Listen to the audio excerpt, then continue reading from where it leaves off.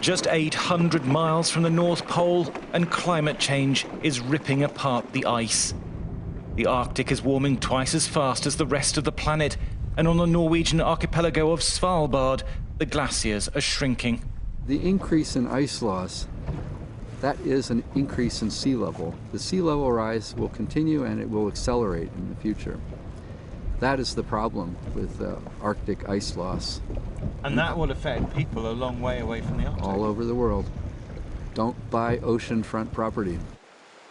Low-lying areas around the world, from Fairborn in Wales to major cities like Miami, could be flooded, according to a report by the United Nations Intergovernmental Panel on Climate Change. By 2050, 1 billion people could be affected by the climate crisis. Human-induced climate change has a major footprint on the systems we depend on. These changes will continue for generations to come.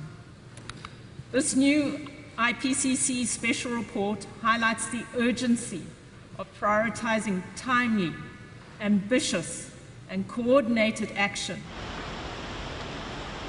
In Italy, 250,000 cubic meters of ice are at risk of breaking off a glacier on Mont Blanc.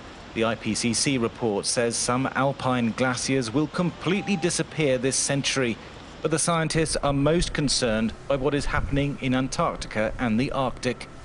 The glaciers on Svalbard's west coast can retreat by several hundreds of meters every year. They're melting from above and from below. You can see the warm water is eating away at the ice underneath and is slowly retreating up onto land.